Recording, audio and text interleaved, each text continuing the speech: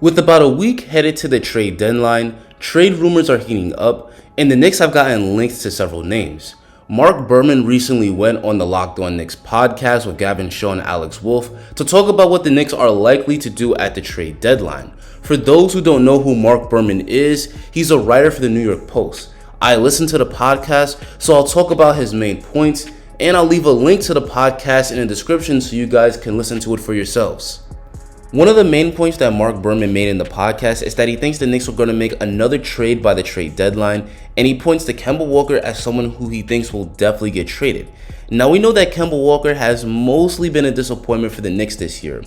His offense has been inconsistent, his defense has been consistently bad, and he just simply hasn't been the quality point guard that the Knicks were hoping they were getting when they signed him. He was so bad at one point that Thibodeau took him out of the rotation, but he did eventually return to the starting lineup and had a stretch where he played extremely well, including a 44-point game against the Washington Wizards. I think Kemba Walker has shown this season that he's no longer a starting caliber point guard in the NBA, but more so a backup. Now, he does start on the Knicks, but Kemba starting on the Knicks has more to do with the fact that the Knicks are pretty weak at the point guard position rather than Kemba being a starting caliber point guard. Marc Berman thinks that Kemba will get traded at the deadline for a second-round draft pick, and that's something that I can see happening. Kemba has a very movable contract as he makes only about $9 million a year, and he's still a backup quality point guard, and he can help out just about any playoff team. Berman also touched on Randle, and he said that management is extremely disappointed with him this season. Now, we know that the front office made a big investment in Randle last summer, where they gave him a 4-year, $117 million extension. And we also know that based on how he's played so far this season, that he really hasn't lived up to that contract, as his numbers are down across the board. But the front office isn't just upset with Randle because of his lack of production, but they also don't like the way that he's dealt with adversity. We know Randle had that stunt not too long ago where he gave fans the thumb down, and then later saying that he wanted them to shut the F up. So the front office is extremely upset with Julius Randle right now. Now, I'm sure a lot of Knicks fans want Julius Randle gone, and they're curious if the Knicks front office will deal him by the deadline. Berman thinks that a Julius Randle trade is extremely unlikely, and I agree. Julius Randle has been underperforming this year, and he's on a big contract, so the likeliness that the Knicks would get themselves a nice return in exchange for Randle is pretty low. Berman thinks that the Knicks are probably going to wait the next 2 months and see how Julius Randle plays in that 30-game stretch, and if he continues to play poorly and doesn't step his level of play up, then the Knicks will probably trade Randle by this summer. Marc Berman also brought up the Mavs point guard Jalen Brunson, and he said that according to sources, Jalen Brunson does want to come to the Knicks, and he does have some strong connections to New York. For starters, his father Rick Brunson played for the Knicks back in the 1990s, and Leon Rose, the current executive of the Knicks, was Rick Brunson's first agent, so he does have some strong New York ties.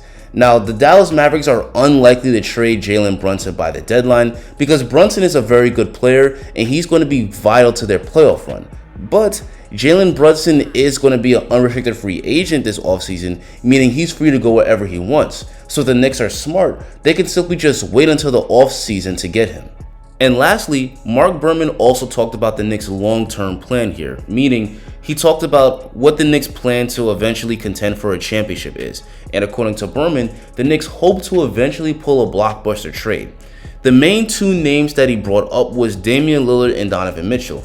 And both of these guys have ties to the Knicks. For starters, both of these guys have worked with assistant head coach Johnny Bryant, who's a part of Tom Thibodeau's coaching staff. We also know that Donovan Mitchell has ties to New York. He grew up in Westchester. His dad is an executive for the Mets. So he thinks that eventually the Knicks may trade for one of these guys. He also brought up Karl Anthony Towns, who also lives close to Julius Randle as they both played for Kentucky. And he also is from New Jersey, so he's from the tri-state area. Either way, he thinks that eventually sometime down the line, the Knicks are going to pull a blockbuster trade for a star to get them back into contention. This is why the Knicks have acquired several draft picks over the years, and this is also why the Knicks acquired Cameron Reddish at the trade deadline. Cam Reddish is a talented young player that the Knicks could potentially flip in a blockbuster trade years down the line. So that was just about all of Marc Berman's main points. And I think I agree with Marc Berman that the Knicks probably will trade one or two of their veterans at the trade deadline.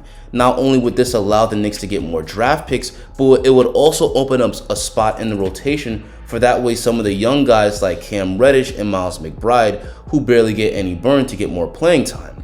Leon Rose doesn't really talk to the media and tell what his main plan is, but we can tell by his actions what his plan was. Leon Rose was clearly trying to build off last year's success with the Kemba Walker and Evan Fournier signing. But he didn't anticipate that Julius Randle was going to fall off a cliff this year, and he also didn't anticipate that Evan Fournier and Kemba Walker were going to be disappointments. So it looks like right now he's trying to pivot, trying to trade some of our vets and try to get some of our young guys more experience so that they can blossom. And I think this is the right move to make, but now I want to hear what you guys think. What type of trade should the Knicks make at the deadline? Let me know in the comments.